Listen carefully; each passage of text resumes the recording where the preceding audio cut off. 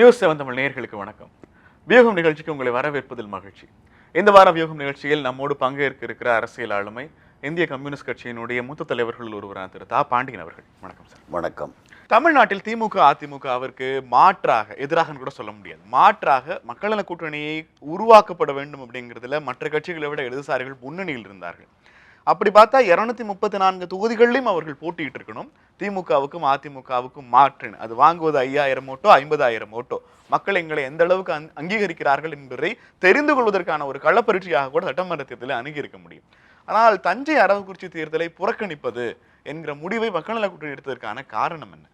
நீங்க கேட்கிறது முதல் சட்டசபை தேர்தலை புறக்கணிக்கல. நான் இந்த 2 தொகுதி மட்டும், எல்லா தொகுதிகளிலையும் போட்டி போட்டார். 2 தொகுதிகளை தவிர 2 இதில் மேலும் இந்த 4 மேலும் 2 சேர்த்து 6 பேர் கொண்டு எல்லா தொகுதிகளையும் போட்டியிட்டார்கள். மக்கள் அதற்கு தீர்ப்பளித்திருக்கிறார்கள். எனவே அதை பற்றி பரிசீலனை அந்த கட்சிகள் ஒவ்வொன்றும் நடத்தியிருக்கலாம். நடத்தியதனுடைய பலனாக அவர்கள் பிரிந்தும் போயிருக்கிறார்கள் 2. மீதி 4 கொஞ்சம் இணங்கி ஏதோ செய்து கொண்டிருக்கிறார்கள். சில சமயங்களில் செய்வதும் இல்லை. இப்போது இந்த தேர்தலில் போட்டியிடுவதில்லை என்பதற்கு நான் நினைப்பது, நான் அவருடன் விவாதிக்கவும் இல்லை, ஏன் என்று கேட்கவும் இல்லை. ஏனென்றால் இந்த தேர்தல் முடிவுகள் ஆட்சி குவிடத்தில் உள்ள அண்ணா திராவிட முன்னேற்ற இப்பொழுது வெற்றி பெற்று இருக்கிறது. வெற்றியே பெற வேண்டாம் என்று வைத்துக்கொள்வோம். 3லும் தோற்கடிக்கப்படும் வைத்தோம். ஆட்சி மாற்றம் ஏற்படுமா? வராது. அப்பொழுதும் அந்த எண்ணிக்கையில் 5 ஆண்டுகளுக்கு அந்த கட்சி தான் ஆட்சியில் இருக்கும். எனவே இந்த துணை தேர்தல்களில் வேண்டுமென்றால் அதை கண்டிப்பதற்கு அடையாளமாக அவன் நடவடிக்கைகளை நாங்கள் கண்டிக்கிறோம் என்று காட்டுவதற்காக போட்டி போடலாம். அவ்வாறு போட்டி போட வேண்டியது அவசியம் என்று ஒரு கட்சிக்கு மக்கள் கட்டளையிட்டிருக்கிறார்கள். அதுதான் திராவிட முன்னேற்ற கழகம். ஏனென்றால் சட்டசபையில் போட்டி போட்ட போதே அவர்களுக்கு ஏறத்தாழ அந்த 100 தொகுதிகளிலே வெற்றி பெற வைத்திருக்கிறார். அதுதான் எதிர்க்கட்சி, அங்கீகரிக்கப்பட்ட எதிர்க்கட்சி. நாம் வேண்டுமென்றால் இந்த தேர்தல், இந்த பூர்ஷ்வா தேர்தல் சரியா பணம் அப்படி தொடங்கினால் இந்த மூலதனம் என்று தொடங்கியதோ அந்த பூதம் எழுந்து விட்டது என்று மார்க்ஸ் கூறியதை அதையே எதிர்ப்பதற்கு நாம் நிற்க வேண்டும். பிறகு மற்ற கதைகளையெல்லாம் ஆம்பூதமாக்கி சொல்லிக் கொண்டிருக்கக்கூடாது. இது என் கருத்து. என் கட்சியிலே இது ஏற்றுக்கொள்கிறவர்களும் இருக்கலாம், மறுக்கிறவர்களும் இருக்கலாம். எனவே தேர்தல் என்பது என்று தொடங்கியதோ அன்றே இந்த லஞ்சம் வாங்குவது, லஞ்சம் கொடுப்பது என்பது அரிஸ்டாட்டில், பிளேட்டோவே சொல்லியிருக்கிறார். அதை அறிஞர் அண்ணா வேறொரு முறையில் ரொம்ப நாசுக்காக சொல்லிவிட்டு போய்விட்டார். என்ன நீங்கள் செய்கிற பணக்காய், உங்கள் கொள்கை என்னவாக இருக்குமே, I will cap the rich, back the poor அப்படின்னார். ரொம்ப அழகான முறையில் தமிழில் எப்படி அடுக்குமுறையில் சொல்லுவாரோ அதே மாதிரி ஆங்கிலத்திலும் அடுக்குமுறை. டேப் த ரிச், பணக்காரிடமிருந்து வரி வசூலித்து, பேட்னா தட்டி கொடுக்கறது, ஏழைகளுக்கு தட்டி அதாவது அவர்களுக்கு என்ன நலத்திட்டம், அதை தான் அவங்க 2 பேரும் பின்பற்றுகிறார். நலத்திட்டங்கள் லேப்டாப் வரைக்கும் வந்து ஆடு மாடு வீடு எல்லாம் வந்திருக்கிறாங்க. ஆனால் அது முதலாளித்துவத்தை ஒழிப்பதற்கு, சமூக மாற்றத்தை ஏற்படுத்துவதற்கும் ஏற்பாடு செய்யுமா? இல்லை. இவ்வளவு 20 கிலோ அரிசி இலவசம் என்று கொடுக்கிறார். அதை உற்பத்தி செய்கிற விவசாயி தற்கொலை என்று செய்தி வருகிறது. உங்கள் பொருளாதாரம் அவன் உயிரை காப்பாற்றக்கூட பயன்படவில்லை என்பது புரிகிறது அல்லவா? முயற்சியை நான் குறை சொல்ல முடியாது. இலவசமாக ஒன்று கொடுக்கிறார்கள். எங்கு யாருக்கு ஒரு நன்மை செய்கிறவனை நாமும் செய்யாமல் அடுத்தவன் செய்கிறதையும் நீ செய்யாத அப்படின்னா தவிக்கிற தண்ணீரை ஊற்ற வேண்டாமா? இன்றைய பசிக்கு போட வேண்டாமா? எனக்கு ஆச்சரியமான விஷயம் என்பது, ஆர்கே நகர் தொகுதியில் முதல்வர் ஜெயலலிதாவை எதிர்த்து போட்டியிட தயாராக இருந்த கம்யூனிஸ்ட் கட்சிகள் ஒரு இடைத்தேர்தல் கூட சொல்ல முடியாது, தஞ்சையிலும் அரவக்குறிச்சியிலும் நடந்தது பொது தேர்தலில் போட்டியிட மறுப்பது என்பது சட்டமன்ற பொது தேர்தல் கிடைத்த தோல்விக்கினுடைய தொடர்ச்சியா, இல்லை போட்டியிட வேண்டாம் என்கிற பயமா? ஏன்னா ராமகிருஷ்ணன் திரும்ப சொல்கிறார், எங்களது வழக்குப்படி வெற்றி தோல்விக்கு அப்பாற்பட்டு ஒவ்வொரு தேர்தலிலும் பங்கேற்பது என்பது ஒரு ஜனநாயகத்தை முழுமையாக்குகிற செயல். இவ்வளவும் பேசிவிட்டு மக்கள் நல கூட்டணி தேர்தலை புறக்கணிப்பதற்கு வேற என்ன காரணம் இருக்க முடியும்? நீங்கள் சொல்லுவது போல நமக்கு என்ன பதில் சொல்லுகிறோமோ அதற்கான பெரிய வாத திறமையால் அதை நியாயப்படுத்தலாம். ஏனென்றால் நான் செயலாளராக இருக்கிற போதே ஒரு 5 தொகுதிகளில் உபதேர்தல் வந்தது. அப்பொழுது அறிவித்து நாங்கள் ஒவ்வொரு கட்சியாக அறிவித்து கொண்டது, நாங்கள் போட்டி போடவில்லைன்னு. அதிலே சிவரும் இருந்தார், வைகோவும் போட்டி போடவில்லை என்று அறிவித்தார். பிறகு விஜயகாந்தும் அதே போல் அறிவித்தார். எல்லோரும் போட்டார். ஆனால் நாங்கள் போடுவோம் என்று போட்டபோது மார்க்சிஸ்ட் 2 தொகுதி, நாங்கள் 2 தொகுதி போட்டி போட்டோம். நான் அப்பொழுது ஒரு நண்பர்கள் என்ற முறையில் ஆதரித்து, நீங்கள் போட்டி தான் போடவில்லை, நாங்கள் நிற்கிறோம், நீங்களோ அதிமுகவுக்கும் எதிர்ப்பு, திமுகவுக்கும் எதிர்ப்பு, ஆகவே நீங்கள் எங்களை ஆதரிக்கலாமே என்று கேட்டபோது ஆதரவு தர மறுத்து விட்டார். இந்த பல்லாவரத்தில் ஒரு கண்டோன்மெண்ட் தேர்தல் நடந்தது. கண்டோன்மெண்ட் தேர்தல் நாட்டுக்கு ஒரு பெரிய தேர்தல் அல்ல. அதிலே தொடர்ந்து எங்கள் தோழன் ஒருவன் அவன் 10-20 வருடங்களாக வெற்றி பெற்றே வருகிறார். இப்பொழுது அந்த தொகுதியை பெண் தொகுதி என்று மாற்றிவிட்டார். எனவே அவரது மனைவியை நிறுத்தி அதிலே போட்டி போட வைக்கலாம் அவர் முடிவு செய்தார். அப்பொழுதும் ஆதரவு கேட்டு இவர்கள் கடிதம் எழுதினேன். ஆதரவு தர இயலாது என்று சொல்லிவிட்டார். எனவே தான் 4வது கூட்டணி அமைந்த போது நான் செயலாளராக இல்லை, இன்னொரு தோழர் தேர்ந்தெடுக்கப்பட்டார். நான் அப்பொழுதே மௌனம் சாதிக்க தொடங்கிவிட்டேன். ஏனென்றால் நான் மௌனம் சாதித்ததுக்கு காரணம் தெரியாததல்ல, அவர்களை தெரிந்திருப்பதால். எனக்கு ஆச்சரியமாக இருக்கிறது, மக்கள் நல கூட்டணியில் தேமுதிக வந்து இணைந்த போது விஜயகாந்த் முதல்வர் வேட்பாளராக ஏற்பது குறித்து நிறைய விமர்சனங்களை முன் வச்சிருந்தீங்க. இப்போது வைகோ அண்மையில் என்ன சொல்லியிருக்கிறார் என்றால், விஜயகாந்தை முதலமைச்சர் வேட்பாளராக ஏற்றுக்கொண்டதுதான் மக்கள் நல கூட்டணி தோற்றத்துக்கே காரணம் என்கிறார்கள். இந்த சுய பரிசீலனை எல்லாமே தோல்விக்கு பிறகுதான் நடக்குமா? ஒரு கூட்டணி அமைவதற்கு முன்பாக நடப்பதற்கு வாய்ப்பு இல்லையா? உங்கள் கட்சியினருக்கு நீங்கள் இது குறித்து ஏதேனும் சொல்லியிருந்தீர்களா? இது ஒவ்வொரு உறுப்பினரும் அதை எப்படி எடுத்துக்கொண்டாலும் சில சமயங்களிலே அவர்கள் என்ன நினைக்கிறார்கள், ஒரு தவறை நாம் சுட்டி காட்டினால் ஆக இதையெல்லாம் சேர்த்தால் பலம்தானே வரும். 2 பேருக்கு பதிலாக 3 பேர், 3 பேருக்கு பதிலாக 4, 4 பேருக்கு பதிலாக 5, 6 பேருடைய இது வருகிறது அல்லவா என்று நினைக்கிறார். ஆனால் 6 கட்சிகளுடைய உறுப்பினர்கள் வேண்டுமென்றால் அதுவும் ஒன்றுபடவில்லை. ஒன்றுபடுத்துவதற்குள்ள எந்த மாநாடும் நடத்தப்படவில்லை. கட்சி உறுப்பினர்கள் கட்சியினுடைய ஆதரவாளர்கள் என்று இருப்பவர்களை மட்டும் வேண்டுமென்றால் சேர்க்கலாம். பொதுமக்கள் என்று நிறைய பேர் இருப்பவர்கள் நடுநிலையில் யோசிக்கிறார் அல்லவா, அவர்கள் யார் முதலமைச்சர் என்று பார்க்க ஒப்பிட்டும் பார்ப்பார்கள் அல்லவா. நாம் 1000 குறைகளை சொல்லலாம் கலைஞர் மீது, ஆனால் கலைஞர் 25 வருடங்களாக 50 வருட அரசியல் ஒன்று, அவர் எழுதுகிற எழுத்துக்கள், அவர் பல்விதமான திறமைகளும் இருக்கிறது, குறைகளும் இருக்கிறது. குறைகளும் நாம் 1000 சொல்லலாம். ஆனால் அரசியலில் அவரை ஒதுக்கிவிட்டு தமிழ்நாட்டு அரசியலை சிந்திக்க முடியுமா? மையமாகத்தான் நிற்கிறார். அதை அவரே ஒரு முறை வேடிக்கையாக சொன்னார். என்னை ஒழிகே என்று சொல்ல வேண்டும், கருணாநிதி ஒழிகே என்று சொல்ல வேண்டும். வாழ்கே என்று சொல்லணும், கருணாநிதி வாழ். நான் நடுவில் மையத்தில் எப்போதும் இருப்பேன். ஒரு கேவுரிய முறையில் சிரித்துக் கொண்டே உண்மையா? உண்மை. இந்திய அரசியல்வாதிலே தொடர்ந்து கட்டுரை எழுதி கொண்டிருப்பவர் அவர்தான். உடனே உடன்பரப்பே எழுதி விடுவார். அதை உடன்பரப்பு படிப்பார், வேள்வார். ஏன்னா அவரோ தனி மனித தன்மை இருக்கிறது. நமக்கு சில உட்குறைபாடுகள் ஜனநாயக நெறியில் அவர் குடும்பமாக ஆக்குகிறார், அவருக்கு சலுகை கொடுக்கிறார், இவரை புறக்கணிக்கிறார் என்று அரசியல்வாதி என்ற முறையில் மதிப்பிட்டு இவர் தோற்கடிக்கப்படும் நினைக்கலாம். பொதுமக்கள் நினைப்பார்களா? அதுக்கு மேலே நீங்கள் ஒரு மாற்று என்று சொல்லுகிற போது அவரை விட ஏதாவது ஒரு குணத்தில் சிறந்தவராக இருக்கிறார் என்று ஒருவர் நிறுத்துவோமே ஆனால் மக்கள் திரும்பி கொஞ்சம் பார்க்கலாம். ஆமாம், அவர் 25 வருடம் இருந்துட்டார், போதும், இப்போ இவர் கொடுத்து பார்க்கலாம், சொல்கிறவர் ரொம்ப நொயோக்கியமானவர், நல்லவர் என்று ஏதாவது ஒரு பாரம்பரியம் உள்ள அந்த எந்த பெயரையும் நான் சொல்ல மாட்டேன், ஏதாவது ஒரு நல்ல பெயரை மக்கள் பார்த்து ஒப்புக்கொள்ளக்கூடிய பெயரை சொல்லுங்க. அப்போ எப்போ பார்த்தாலும் திரையுலகிலேயே போய் நீயும் தேடினால் இந்த சினிமாத்தனம் போகவில்லை என்று ஆகிவிடுகிறது அல்லவா. அதே போல் அந்த அம்மையாரை பற்றியும் நாம் 1000 விமர்சனங்கள் குறைகள் சொல்லலாம், சொல்ல வேண்டும். தவறுகள் நடக்கிற போது தடுக்க வேண்டும். ஆனால் அவருக்கென்று தனி ஒரு சில உரிமைகள், தகுதிகள், திறமைகள் மக்கள் ஏற்றுக்கொள்ளக்கூடிய முறைகளில் இருக்கிறதா இல்லையா? அவர் பின்னாலே மக்கள் திரளுகிறார். நாம் பேசுவது தத்துவங்கள் தான், புள்ளி விவரங்கள் தான், நேர்மைதான். இன்னும் சரியான முறையில் சொல்லப்போனால் ஒழுக்கமான, யோக்கியமான, நேர்மையான ஏழ்மை வாழ்வையும் நடத்துகிறோம். துறவிகள் என்றே கூட சொல்லலாம். மக்கள் ஏற்க வேண்டும் அல்லவா? அரசியலில் மக்களை திரட்டுவது என்பது ஒரு சக்தி அல்லவா? ஒரு காந்தியடிகளால் இந்திய மக்கள் அனைவரையுமே திரட்ட முடிந்தது. தத்துவம் பேசுகிற நம்மால் இந்திய மக்கள் அனைவரையுமே திரட்ட. தன் குற்றம் காண்கிற்பின் தீதுண்டோ மண்ணும் உயிர்க்கு என்றார். ஏதிலார் குற்றம் போல் என்று அதையே பிரம்மாண்டமாக காட்டி உலகத்தை காக்கப்படுறவன் நான் தான், நானே நற்சான்றிதழ் எடுத்துக்கொண்டார். நான் சான்றிதழ் வழங்குவதில்லை, மக்கள் வழங்க வேண்டும். அந்த மக்களை திரட்டும் சக்தி வேண்டும். அது யாரை எதிர்த்து யாரை ஆதரித்து என்பதை ரொம்ப வரலாறு படித்தவர்கள் கட்டாயம் உணர்த்த வேண்டும்.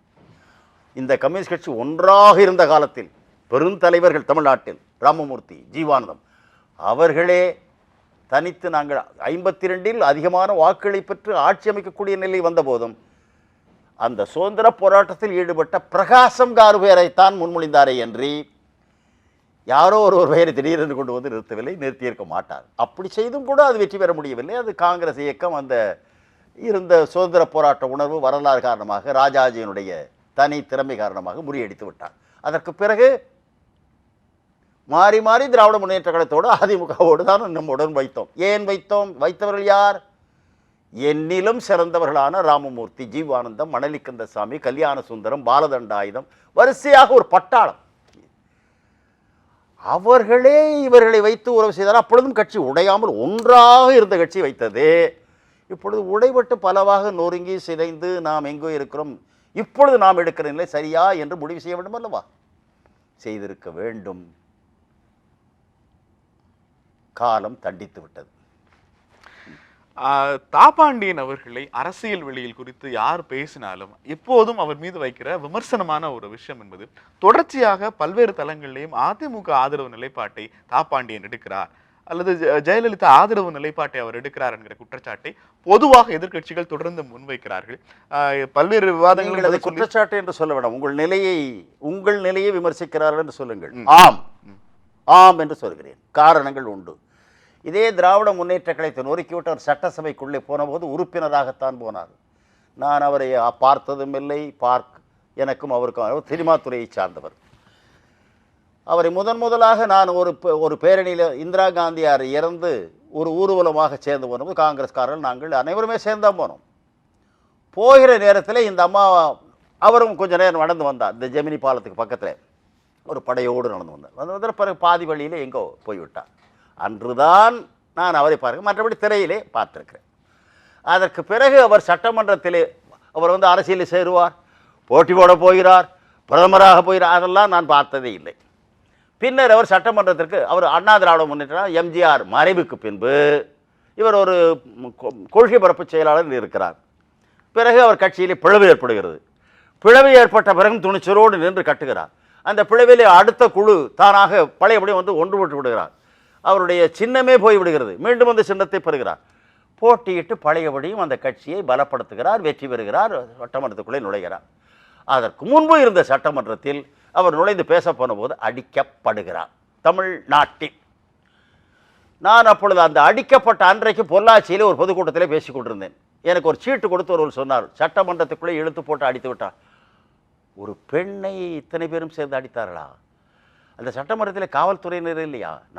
சட்டமன்ற ஒரு தேர்ந்தெடுக்கப்பட்ட மந்திரிகள் இல்லையா? தடுத்திருக்க வேண்டாமா? நான் அதற்கு முன்பு அவரோடு பேசியதும் இல்லை, பார்த்ததும் இல்லை. நாங்கள் ஒரு தனி கட்சி வைத்திருந்தோம், பேசி கொண்டிருக்கிறேன். இந்த செய்தி வந்தது. அப்புறம் நான் அங்கிருந்து வருவதற்கு முன் எனக்கு மூப்பனார் ஃபோன் பண்ணி அழைத்தார். இப்படி அடித்து விட்டார்கள், சட்டமன்றத்திலே இவ்வாறு நடந்து கொண்டது தமிழ்நாட்டுக்கு அவமானம். நீ உடனே எங்கிருந்தாலும் உடனே சென்னைக்கு வந்து சேருங்கள், நாம் எல்லாரும் சேர்ந்து ஒரு கண்டன கூட்டம் நடத்த வேண்டும். ஒரு பெண்ணை இந்த மாதிரி அது சட்டமன்ற உறுப்பினரை அவமதித்தது தவறு என்றார். ஆமாம், நாம நடத்தலாமா? அவங்க கட்சின்னு ஒன்று இருக்குல்ல, அவங்க நடத்த மாட்டாங்களான்னு கேட்டேன். அவங்க நடத்தட்டும், நம்ம நடத்துவோம். நம்ம எந்த ஒரு அநியாயம் கண்டாலும் கண்டிக்கணுமா இல்லையா அப்படின்னு மூப்பராக சொன்னார். உடனே தியாகராய நகரில் தான் அந்த பார்க்கு முன்னால் ஒரு கூட்டத்தை போட்டு அந்த ஏற்பாடு செய்தது பூரா மூப்பனார் கட்சியினர் தான் ஏற்பாடு செஞ்சால் நான் பேசுகிறேன், அவ்வளோதான். இந்த அம்மா திடீர்னு நான் அந்த கூட்டத்துக்கு வரேன்ருச்சு. அதற்கு பிறகு ஏதோ ஒரு நிகழ்ச்சி நடந்து பழையபடி அந்த அம்மா வீட்டுக்குள்ளேயே உண்ணாவிரதம். வீட்டுக்குள்ளேயே அவங்க வீட்டுக்குள்ளே உண்ணாவிரதம் இருந்தாலும் வெளியே எங்கே உண்ணாவிரதம் இருந்தாலும் எல்லாம் கூட்டம் பெரிய கூட்டம் கூடத்தான். என்ன பக்தர்கள் பட்டால் நிறைய இருக்குல்லையா? நான் உள்ளே போய் கொஞ்சம் அப்போ நாவலர் நெடுஞ்செழியன், அந்த ராஜாராம் அவங்கெல்லாம் நின்னாங்க. இந்த அம்மா யாருக்கும் சொல்லாமல் திடீர்னு பெஞ்சை போட்டு கட்டில் போட்டு உண்ணாவிரதம் தொடங்கிருச்சு. இப்போ யார் போய் சொல்லி அந்த அம்மாவை எழுப்புறது? சொல்லலாமா பேசலாமான்னு நான் சந்தித்த முதல்ல தான் இவர்களுக்கு தூதுவராக போய் இப்படி வீட்டில் கட்டில் போட்டு உட்காந்துட்டிங்களே உண்ணாவிரதம், அதை யாராவது நிறுத்தணும்னா நம்ம வைக்கிற கோரிக்கைக்கு பதிலாக வைக்க வேண்டியிருக்கும், பலதெல்லாம் இருக்கும். இதை நீங்கள் பொது இடங்களில் வச்சுருக்கலாம், இங்கே வச்சுட்டீங்க பரவாயில்ல. இதன் காரணமாக நீங்கள் ஏதாவது டாய்லெட்டுக்கு போயிட்டு வரதுன்னா போகக்கூடாதுன்னு நினைக்காதீங்க. அதெல்லாம் டாய்லெட்லாம் போகலாம், உண்ணாவிரதம் தான் போகக்கூடாதுன்னு இருக்கா, தண்ணி குடிக்கூடாதுன்னு இருக்கா, இதெல்லாம் இருக்கலாம் என்பதை நான் சொன்னேன். உண்ணாவிரதம் இருக்கிறவங்க தண்ணி குடிக்கலாமான்னுச்சு. கட்டாயம் குடிக்கணும், இல்லைன்னா டீஹைட்ரேஷன் வம்பு வந்துடும். பெரிய வைத்தியன் மாதிரி அதெல்லாம் அடிச்சு விட்டேன். இருந்தாலும் அந்த அம்மா சாயந்தரம் வரைக்கும் இருந்தாங்க. அதே போல் கடற்கரையில் ஒரு உண்ணாவிரதம் இருந்தாங்க. யாரும் கிட்ட போய் பேச மாட்டேங்கிறாங்க. பழைய அப்போ தான் ராமன் இப்பவும் இருக்கிறாரு, நம்ம மடாலயத்துறை மந்திரிகள்லாம் இருந்தால அவங்க சினிமா துறையில் முக்கியமாக இருந்தவர் ஆரம்பி. ஏன்ப்பா இந்த அம்மா நடந்துருக்கு, மத்திய சர்க்கார்லேருந்து எவனும் வருவானா தொடக்குவானா, காவேரியில் தண்ணி வரலையா, எப்படி 3வது நாள் ஆயிடுச்சுப்பா, என்னப்பா செய்யலான்னாரு. சரி நான் போய் பார்க்குறேன். போய் பழையபடி அந்த அம்மா படுத்து கிடந்து எந்திரிச்சு உட்காருங்கடிச்சு. வேறு யாரையும் உட்கார விடலை, உள்ளே வரவும் விடலை. இது என்னம்மா அறிவிப்புலாம் பண்ணிட்டீங்க, முதல்ல ஒரு இயக்கமாக நடத்தியிருக்கலாம், பெரிய கட்சி தமிழ்நாடு பூரா கூட்டம் போட்டிருக்கலாம், மக்களை திரட்டியிருக்கலாம். இல்லை அது எங்கெங்கே போகுமோ கலவரங்கள் ஆனாலும் ஆயிரும். அதனால் நானே உண்ணாவிரதம், ஒரு முதலமைச்சர் உண்ணாவிரதம் வந்து கேட்குறாருன்னு வரட்டும் அப்படின்னு நான் இருக்கிறேன். நான் அதில் உறுதியாக இருக்கிறேன். நான் செத்தாலும் பரவாயில்ல, நீங்கள் எல்லாரும் ஒன்றாருங்கன்னு பரவாயில்ல. துணிச்சல், சாக தயார் என்று சொல்ல என்று ஒவ்வொரு படியிலும் நான் பங்கெடுத்தது என்பது அவரிடம் பங்கு கேட்பதற்கல்ல. நான் முதலிலே சொன்னது போல் இந்த நாட்டுக்கு என்ன செய்கிறார்கள் என்ற செயலை வைத்துத்தான் நான் ஆதரவு கொடுப்பேன். அதே போலத்தான் என்னை மட்டுமா, என் கட்சியையே காங்கிரசுக்கு தொங்கு சதை அதனுடைய பங்கு என்று சொல்லவில்லையா? ஒப்புக்கொள்கிறீர்களா? அதே நாவால் தான் தங்கள் சக்தியை உணராதவர்கள், தங்கள் கடமை உணராதவர்கள் என்னை பற்றி சொல்கிறார். பெட்டி பெட்டியாக வாங்கிவிட்டேன். அவர்களே சிபிஐ போட்டு விசாரிக்கட்டும், நான் செய்திருக்கிற செயல்களை வைத்து மதிப்பிடட்டும். சவால் விட்டே சொல்கிறேன், யாராவது என்னோட வந்து பேசட்டும், நீங்களே அழைத்து பேச சொல்லுங்கள். குற்றச்சாட்டை என் நேர் முன்னாலே உட்கார்ந்து பேசட்டும், சந்திக்க தயார். ஊழலுக்கு ஊற்றுக்கண்ணாக இருக்கும் பணசக்திக்கு எதிரான ஒரு போர் பிரகடனம் பிரதமர் மோடியினுடைய 500 மற்றும் 1000 ரூபாய் தாள்கள் செல்லாது என்கிற அறிவிப்பிற்கு 2-3 நாட்கள் கழித்து நாளிதழ் ஒன்றுக்கு நீங்கள் எழுதியிருந்த கட்டுரையினுடைய மிக முக்கியமான சாராம்சம் ஒன்று. ஏறக்குறைய அந்த 2-3 வாரங்களில் பெரிய நாடு முழுக்க மக்கள் அவதி உருவாக்கி இருக்கிற இந்த சம்பவத்தில் 2 கேள்விகள் இருக்கு. ஒன்று, கருப்பு பணத்தை ஒழிப்பதற்கான நடவடிக்கையாக இதை பார்க்க முடியுமா? இரண்டாவது, இந்த நடவடிக்கை அமல்படுத்தப்பட்ட விதத்தில் ஏற்பட்டிருக்கிற பாதிப்புகள். இரண்டாவது கேள்விக்கு போவதற்கு முன்பாக இந்த முதல் கேள்வியை பொறுத்த வரைக்கும் இதை ஒரு கருப்பு பணத்திற்கு எதிரான நடவடிக்கை அப்படிங்கிற டோன்ல ஆதரவு தெரிவித்து வந்த முதல் கட்டுரை உங்களுடையது. இப்பவும் அந்த ஸ்டாண்ட்ல உறுதியா இருக்கீங்களா? அப்படி இருந்தீங்கன்னா ஏன்? கருப்பு பணம் ஒழிக்கப்பட வேண்டும் என்பதில் இன்றல்ல, இந்திய நாடு சுதந்திரம் பெற்ற நாளிலிருந்து அனைத்து கட்சியினுடைய தலைவர்களும் ஒவ்வொரு மாநாட்டிலும் பேசுகிறார்கள், பொறுப்பேற்கிற போதெல்லாம் சொல்கிறார்கள். குறிப்பாக தேர்தல் காலங்களில் நாங்கள் வந்து ஒழித்து கட்டுகிறோம் பார் என்று தேதி குறித்து கூட சொல்லியிருக்கிறார்கள். கருப்பு பணத்தை ஒழிப்போம் என்று மட்டும் சொல்லவில்லை, வெளிநாட்டிற்கு கடத்தப்பட்டு பதுக்கப்பட்டு பத்திரமாக பூட்டப்பட்டிருக்கிற பணத்தையும் எடுத்து வந்து ஒவ்வொரு வீட்டுக்கும் எவ்வளவு பங்கிட்டு கொடுப்போம் என்பதும் சொல்லப்பட்டது. நம் நாட்டில் அரசியல்வாதிகளுக்கு ஒரு பெரிய சௌகரியம் இருக்கிறது. சராசரி பாமர மக்களுக்கு உழைத்து அன்று பெறுகிற கூலியை வைத்து வாழ்வதற்கே போதவில்லை. வாழ்க்கையே உயிருடன் வாழ்வதே போராட்டம். அவைகளுக்கு மேலாக அவர்களுக்கு அலாதி நம்பிக்கை. அவர்கள் ஏழ்மைப்படுவதற்கும் கொடுமைப்படுத்தப்படுவதற்கும் ஆண்டவன் போன ஜென்மத்தில் செய்த பாவத்துக்கு கொடுக்கப்பட்ட தண்டனை என்று இவனாகவே நம்புகிறான். எவனும் திணிக்கவில்லை. அவனை முதலில் அதிலிருந்து விடுவிக்க வேண்டும். ஆகவேதான் கஞ்சி குடிப்பதற்கிலார் அதன் காரணங்கள் இவை எனும் அறிவும் இல்லார்னார். அந்த கஞ்சி குடிக்கிறதுக்கு மட்டும் காரணம் இல்லை, அவன் ஏன் மனிதனாக பிறந்தோம் என்பதையும் எவ்வாறு வாழ வேண்டும் என்பதற்கும் அவனுக்கு காரணம் தெரியாது. இது ஒரு குறை. அதாவது ஞாபக மறதி என்பது நம்முடைய நாட்டு மக்களுக்கு கிடைத்த வரப்பிரசாதம். அது அரசியல்வாதிகளுக்கு நல்ல முதலீடு. மொரார்ஜி தேசாய் பிரதமராக ஆனவுடனே அப்பொழுது இருந்த 5000 ரூபாய் நோட்டு செல்லாது என்று ஒரே அடியில் அடித்தார். அவர் அடித்து விட்டு அந்த ரூபாய் நோட்டுக்கு பதிலாக இன்னொரு நோட்டை நாளை மாற்றிக்கொள்ளுங்கள், நாளை மறுநாள் 30 வரையில் சொல்லவே இல்லை. செல்லாது என்றால் செல்லாது தான். அது அந்த 5000 ரூபாய் நோட்டுகளை வாங்கியவர்கள் வைத்திருந்தவர்கள் என்பது அரசுக்கு தெரியும். அது துணிச்சலான முடிவு. அவர்கள் வழியிலே வந்தவர்கள் தான் இன்றைய ஆட்சியில் இருப்பவர்கள். ஏனென்றால் அவருடைய மந்திரி சபையிலும் பங்கெடுத்தவர்கள். எனவே இவர்களுக்கும் அனுபவம் இல்லை என்று சொல்ல முடியாது. அனுபவம் உள்ளவர்கள் முன்னை விட அதிகமாக பழகி இருப்பதை இப்பொழுது இந்த கருப்பு பணத்தை ஒழிக்க வேண்டும் என்று சொல்கிற போது முயன்றால் நல்லது. அவ்வாறு நான் வரவேற்றதற்கு நான் சுய விளக்கமாக சொல்கிறேன். அவர்களுக்கு அறுதி பெரும்பான்மை நாடாளுமன்றத்தில் இருக்கிறது. எனவே இதை செய்தால் மற்றவர்களெல்லாம் திரண்டு நம்மை கவிழ்த்து விடுவார்களோ? பயப்பட தேவையில்லை. உலகம் முழுவதும் சுற்றியிருக்கிறார். எல்லா நாடுகளிலும் எல்லா நாடாளுமன்றங்களிலும் பேசியிருக்கிறார். நம்முடைய நாடாளுமன்றத்தில் பேசியதை விட அமெரிக்க நாடாளுமன்றத்தில் அதிக கைதட்டு வாங்கியிருக்கிறார். எனவே அவருக்கு 2வது முதலாளிகளும் வியாபாரிகளும் தான் அவரது கட்சியில் அதிகம் இருக்கிறார். இந்தியாவில் உள்ள பெரிய முதலாளிகள் என்று பட்டியலை எடுத்தால் அவருக்கு வலதுகை இடதுகை அவருடைய அங்கங்களின் உறுப்புகளாக இருக்கிறார்.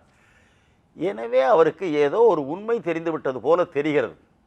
வெளிநாட்டு கருப்பு பணத்தை கொண்டு வருவது என்பதில் சர்வதேச சட்டம், அந்த வங்கிகள் இயங்குகிற முறை, சீக்ரெசி ஆக்ட், பேங்க் சீக்ரெசி ஆக்ட் ஒரு தனக்கு வைத்திருப்பது யாருக்கும் காட்ட வேண்டியதில்லை. இவைகளின் காரணமாக எடுக்க முடியவில்லை. உள்நாட்டிலாவது வேட்டையாடலாம் என்று முடிவெடுத்து விட்டார் போல தெரிகிறது. கொஞ்சம் முரட்டு ஆள் மாதிரியும் பேசி வருகிறார். எனவே எடுத்ததை தடிகொண்டு அடிப்பார் பிடிப்பார் என்று நம்பித்தான் வரவேற்கிறேன் என்று அந்த வரலாற்றை சொல்லி, அந்த வரலாற்றை சொல்லுகிற போதும் நான் உள்ளே எழுதியிருக்கிறேன், பாம்பின் கால் பாம்பறியும், மற்றவர்கள் படித்த அரசியல்வாதிகள் புரிந்து கொள்வார், யாரும் இதுவரை வெல்லவில்லை. எனவே இப்பொழுதும் முயன்று வருகிறார், இவராவது செய்வாரா பார்க்க வேண்டும் என்பதால் அந்த நான் எழுதிய கட்டுரை. அதற்கு மேலே அந்த கட்டுரைக்கு நான் விளக்கம் தர தேவையில்லை. கருப்பு பண வேட்டை என்பது கண்டிப்பாக நடக்க வேண்டும், பிடிக்கப்பட வேண்டும். அது இல்லை என்றால் ஊழல் என்பதும் லஞ்சம் என்பதும் என்றைக்குமே தடுக்க முடியாது. ஏனென்றால் அவனவன் சம்பாதித்த பணத்தில் யாருக்கும் போய் லஞ்சம் கொடுத்து பிழைப்பது என்பது இந்தியாவிலே நடக்காது. எனவே கேட்பவர்களும் கோடிகளிலே கேட்கிறார்கள், கொடுப்பவனும் கோடியிலே கொடுக்கக்கூடியவனாக இருக்க வேண்டும். ஆக அவர்கள் எவ்வாறெல்லாம் கருப்பு பணம் தயாராகிறது ஆட்சியில் இருக்கிற அத்தனை அரசியல் கட்சிக்காரர்களுக்கும் தெரியும். எவ்வாறு உருவாகிறது? கருப்பு பணமே இன்னொரு அச்சகத்தில் அச்சடிக்கப்படுகிறதா? இல்லை, அரசாங்கம் அச்சடித்து வெளியிட்டது. இவர்களது திட்டத்தில் இருந்துதான் கருப்பு பணமே உருவாகிறது. ஆகவே அவர்களுக்கு யார் கருப்பு பணம் வைத்திருக்கிறார் என்பது தெரிந்திருக்க வேண்டும். எனவே அவர்களை வேட்டையாடுவது என்பது எளிதான காரியம்தானே. அதற்கு பதிலாக இல்லை, நாடு முழுமையிலும் பணம் முழங்குது. அவர்களுக்கு தெரியாதா? நாடு முழுமையிலும் உள்ள கிராமப்புறத்து விவசாயிகள் எத்தனை பேர், நிலமோ வீடோ இல்லாதவர்கள் எத்தனை பேர், எல்லாமே கோடிக்கணக்கில் இருக்கிறது. அவன் கையில் எத்தனை லட்சம் வைத்திருப்பான்? கிராமப்புறத்திலே அந்த குடிசையிலே உட்கார்ந்து கதவு கூட இல்லாமல் உட்கார்ந்து நாளைக்கு எங்கே போகலாம் நினைக்கிறவன் எத்தனை 1000 ரூபாய் நோட்டை வைத்திருப்பான், எத்தனை 500 ரூபாய் நோட்டை வைத்திருப்பான்? ரொம்ப போனால் அந்த வாரம் உழைத்ததில் கிடைத்த ஒரு 2000 வரை கூட வைத்திருக்கலாம். அதுவே நான் கிராமப்புறத்தில் பிறந்து வளர்ந்தவன் என்ற முறையில் சொல்கிறேன், இருக்காது. கையிலே அவர்களுக்கு அன்றாடம் சம்பாதிக்கிற அன்று அவர்கள் சாப்பாட்டுக்கு சரி, உடமைக்கு சரி, ஏதோ சிறு வேலைகளுக்கு சரி, முந்தானை முடிச்சில வைக்கிறது தானே கிராம பொருளாதாரம். அதில் என்ன 5000 கோடி வைக்க முடியுமா, லட்சம் கோடி வைக்க முடியுமா? தாய்மார் அந்த சில்லறை செலவுக்கு ஈடுகட்ட, அவசரத்துக்கு ஈடுகட்ட கையில் இருக்கிற காப்பைத்தான் நம்பி இருப்பார்கள், காதிலே போட்டிருக்கிற கம்மலை நம்பி இருப்பார்கள், தாலி ஒன்றைத்தான் தொடுவதற்கு கொஞ்சம் பயப்படுவார்கள். இதுதானே நாடு. அவர்கள் விவசாயத்துறையில் இருப்பவர்கள் 60 விழுக்காடு முழுக்க கிராமப்புறங்களில் இருக்கிறார்கள். ஒரு 4 பேர் 5 பேர் கொஞ்சம் நிலம் வைத்து அதிகமான வளமான நிலத்தில் கொஞ்சம் பணக்காரர்கள் இருக்கலாம், அந்த எண்ணிக்கை குறைவு.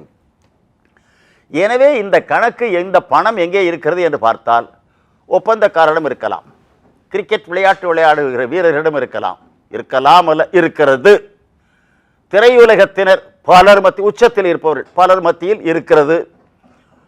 புகழ்பெற்ற வழக்கறிஞர்கள் வீட்டை விட்டு வெளியேறி திரும்பி வருகிற வரையில் மணிக்கு இவ்வளவு என்று வாங்குகிற, அவர் சுப்ரீம் கோர்ட் வழக்கறிஞராக இருந்தவர் ஜெட்லி.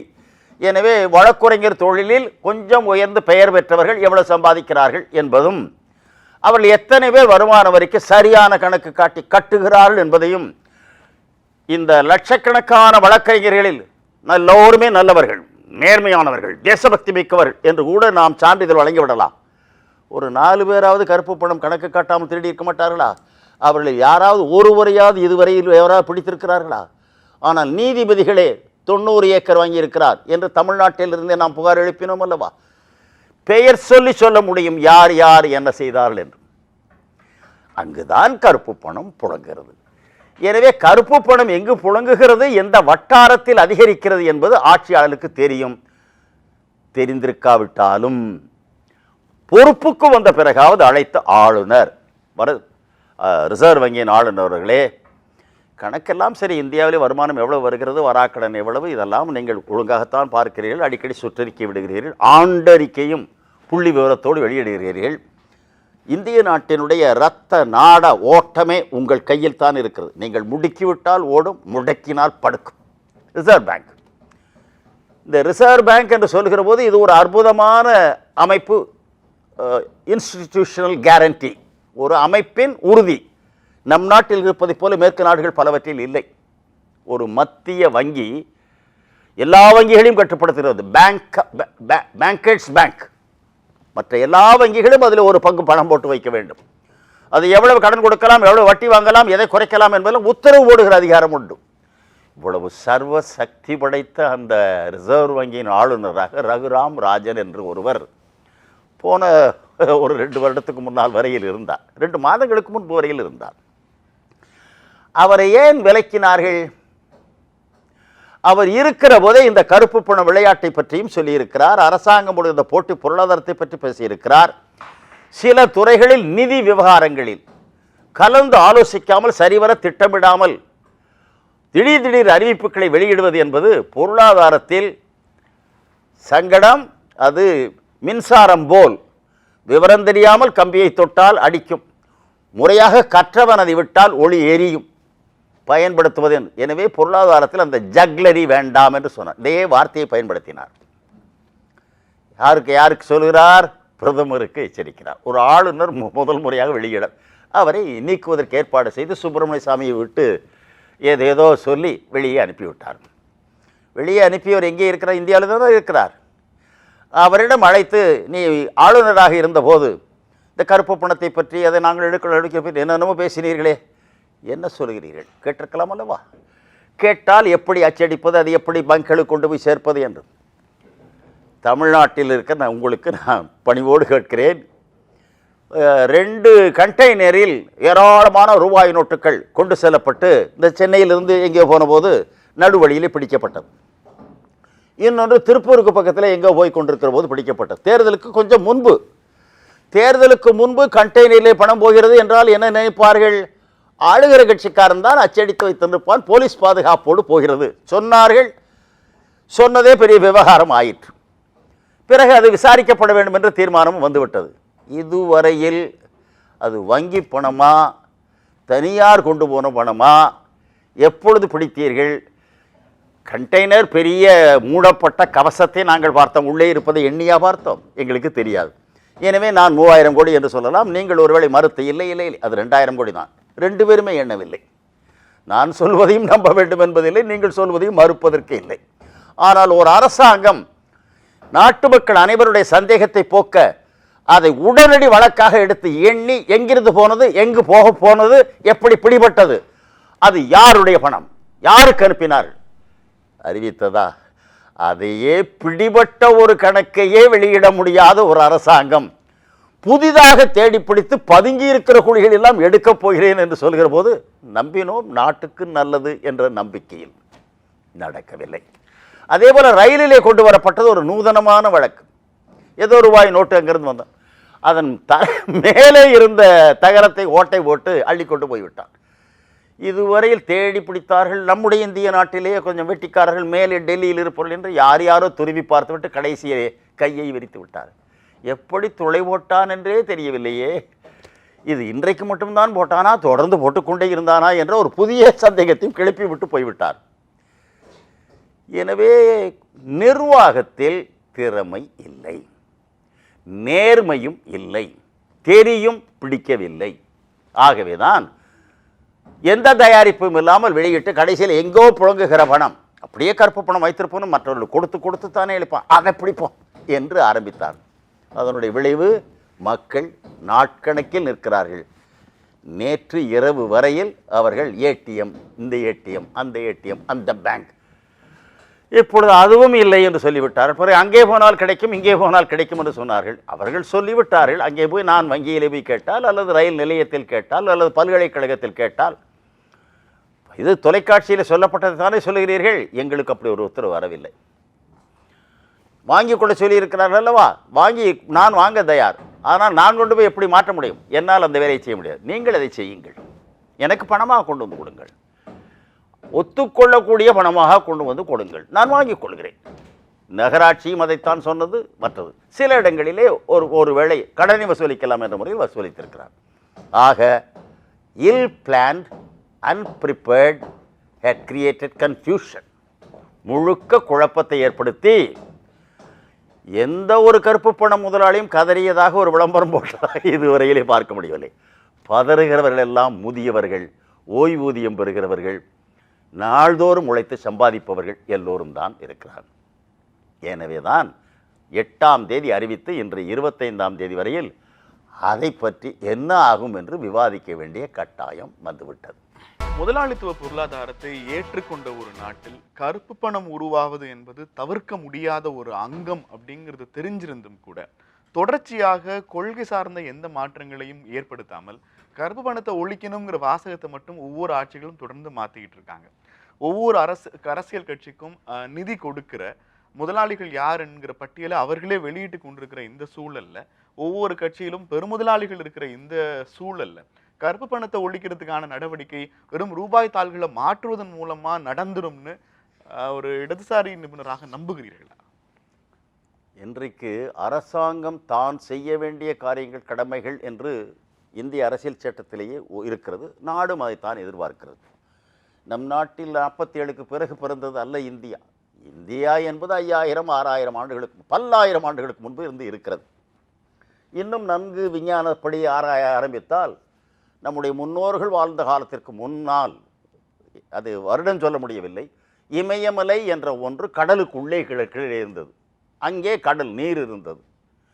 தென்பகுதியில் ஏதோ ஒரு பெரிய மலை இருந்தது. பிறகு வெடித்து போய்த்தான் தென்னாப்பிரிக்கா இதெல்லாம் பிரிந்து நாம் இந்தியா என்று ஆகியிருக்கிறோம்.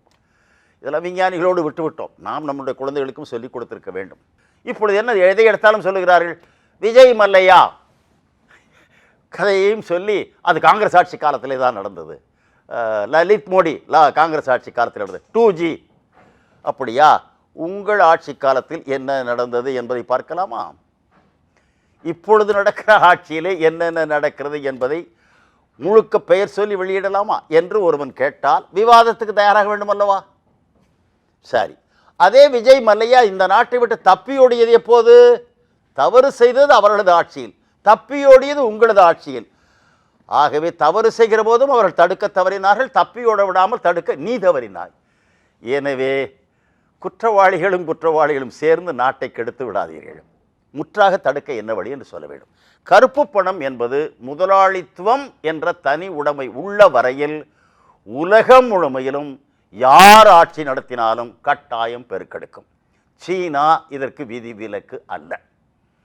கட்டுப்பாடாக அரசாங்கத்தினுடைய துறைகள் அல்லாமல் தனியார் துறை இருக்கக்கூடாது என்று இருந்த வரையில் அங்கே லஞ்சத்தை பற்றி, ஊழலை பற்றி, கருப்பு பணத்தை பற்றி எவனுமே பேசவில்லை.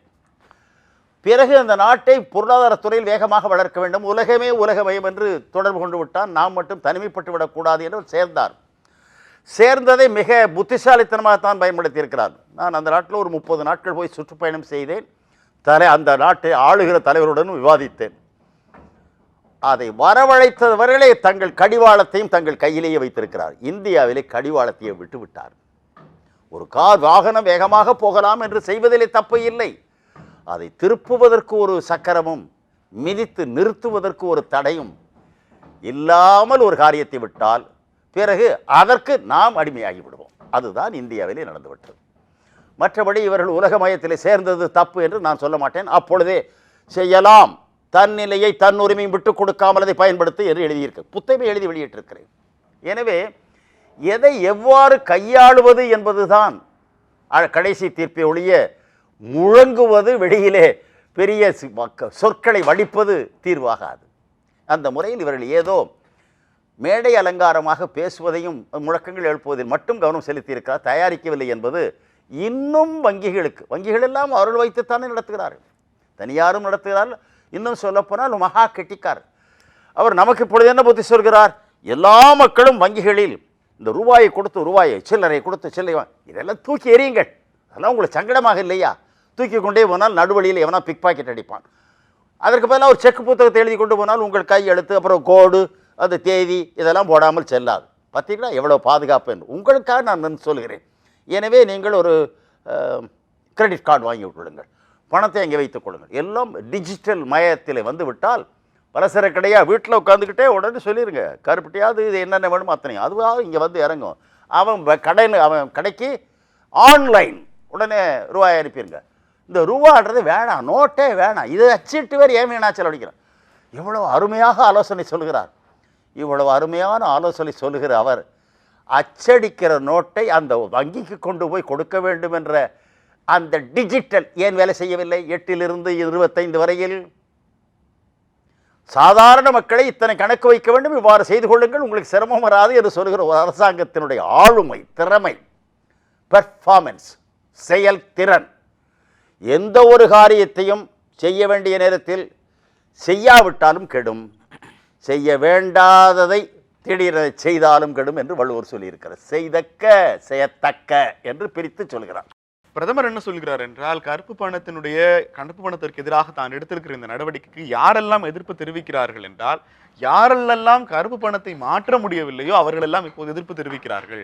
ஒரு 72 மணி நேரம் நான் அவங்களுக்கு எல்லாம் டைம் கொடுத்திருந்தேன்னா அவங்க பணத்தை மாத்திட்டு இப்ப என்ன பாராட்டியிருப்பாங்க அப்படின்னு இன்று பேசி இருக்கிறார்.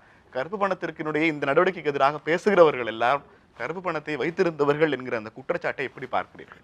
தமிழ்நாட்டில் கருப்பு பணம் வைத்திருப்பவர்களும் இருக்கலாம், இப்படி பேசுகிறவர்களும் இருக்கலாம். ஆனால் ஆளுகிற பொறுப்பில் உள்ள அவருக்கு தெரியுமா தெரியாதா என்பதையும் அவர் சேர்த்தே சொல்ல வேண்டும். ஒரு கருப்பு பணக்காரன் கூட அவர் கண்ணுக்கு தெரியாதா? அவரது கட்சியினருக்கு தெரியாதா? அவர் தானே பிரதம மந்திரி, அவருக்குத்தானே உளவுத்துறை கையில் இருக்கிறது, வருமான வரித்துறை கையில் இருக்கிறது. இத்தனை பேரும் இருக்கிற போது இதே இந்திய நாட்டில் இந்த கருப்பு பணத்தை பற்றி 2G குறையை பற்றி சொன்னவர் வினோத் ராய் உயிரோடு இருக்கிறார். இந்த கேரள அரசாங்கத்துக்கு ஆலோசகராக நியமிக்கப்பட்டிருக்கிறார். எங்கள் கட்சியும் சேர்ந்து அமைத்திருக்கிறார் அந்த ஆட்சி. அந்த வினோத் ராயிடம் ஒரு அரை மணி நேரம் உட்கார்ந்து பேசியிருக்கலாம் அல்லவா? இல்லை, அவரும் கருப்பு பணம் வைத்திருக்கிறார் நினைக்கிறீங்களா? அமார்த்தியா சென் என்று ஒருவர் இருக்கிறார் அல்லவா, நோபல் பரிசு பெற்றவர், அவரையும் சந்திக்கிறீர்களா? அவருடன் இருக்கிறார் டி ட்ரெஸ் என்று, அவர் ஒரு ஆஸ்திரேலிய நாட்டு குடிமகன், பெரிய பொருளாதார அறிஞர். இந்திய ஏழை மக்களை கண்டு இங்கே இந்தியாவுக்கே வந்து இங்கேயே தங்கி இருந்து ஏழைகள் மத்தியில் வேலை செய்து இந்திய குடிமகனாக ஆகிவிட்டவர். அவரும் அமார்த்தியா சென்னும் 2 பேரும் சேர்ந்து ஏராளமான புத்தகங்கள் எழுதியிருக்கிறார்கள், நோபல் பரிசும் பெற்றிருக்கிறார். அவர்களையும் சந்தேகிக்கிறீர்களா? சரி, எல்லோரும் சந்தேகிக்கிறார். நான் என் தனிப்பட்ட முறையில் தானே சொல்ல முடியும். என்னுடைய வங்கி கணக்கில் 1990 இருக்கிற புத்தகங்களை பத்திரமாக வைத்திருக்கிறேன், அதற்கு முன்பு வைத்திருக்கிறேன்.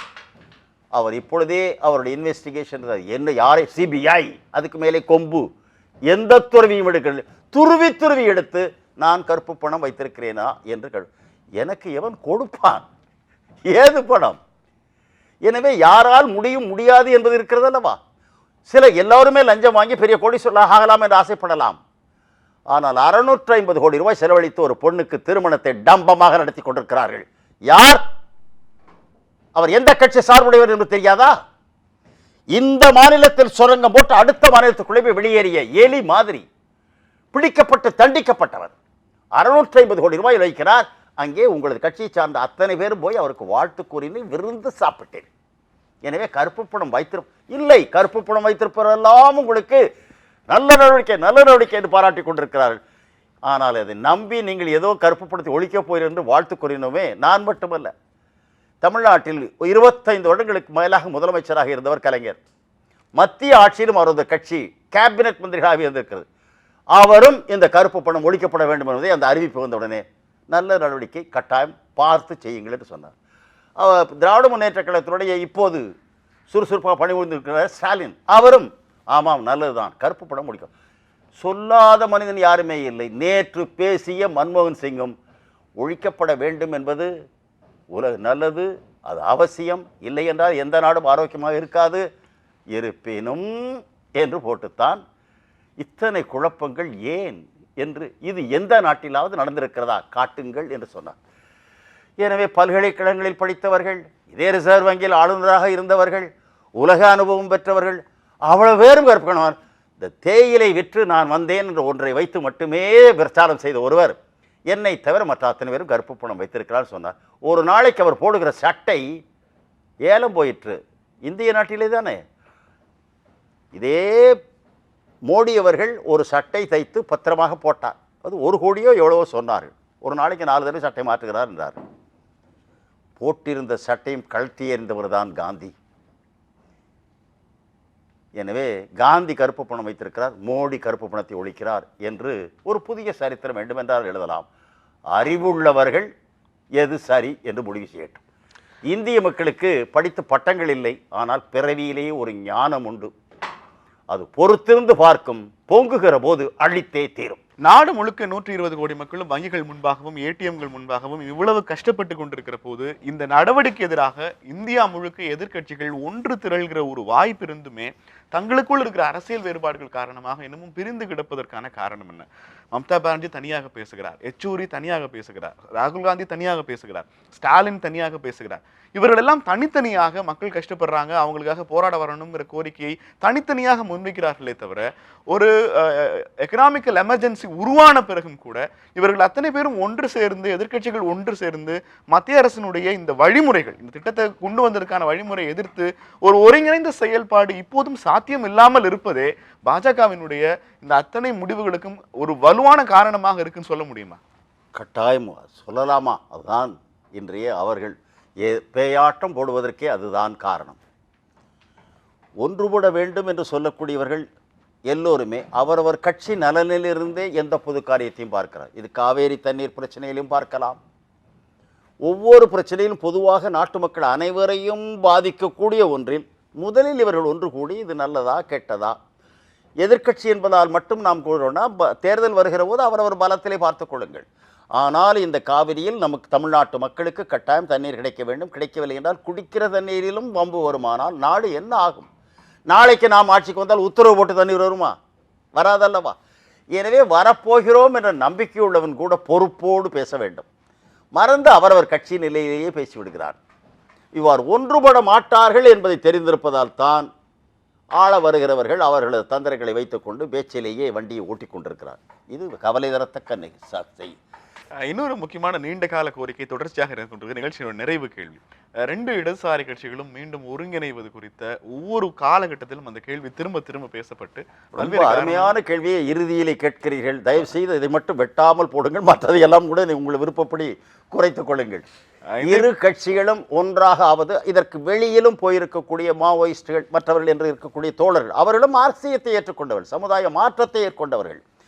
கொள்கை நடைமுறைகளில் இது நடக்காது என்று பல குறைகளை சொல்ல, இந்த குறைகள் இருப்பது உண்மை.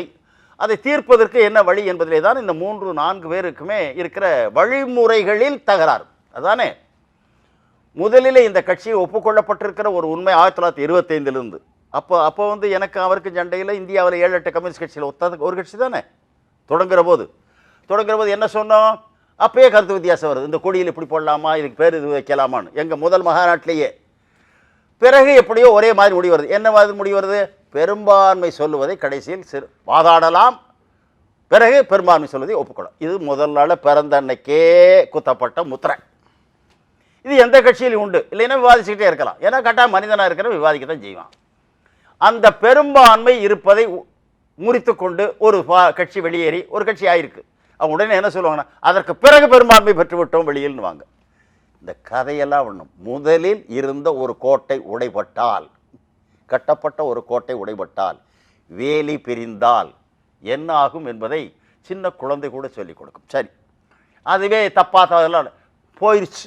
64லேருந்து 7-8 தேர்தல், ஆட்சி மாற்றம் எல்லாம் சந்திச்சு வந்துட்டோம். இப்போது யாரை முறியடிக்க வேண்டும் என்று நினைத்தோமோ, எந்த தத்துவத்தை இந்திய நாட்டில் தலை தூக்க விடக்கூடாது என்று சொன்னோமோ, அது பல மாநிலங்களில், மத்தியில், எல்லா இடங்களிலும், பல்கலைக்கழகங்களுக்குள், செய்தித்துறையில் நீக்கமர அது தன் விரல்களை நகங்களை விரிவுபடுத்தி கொண்டே இருக்கிறது.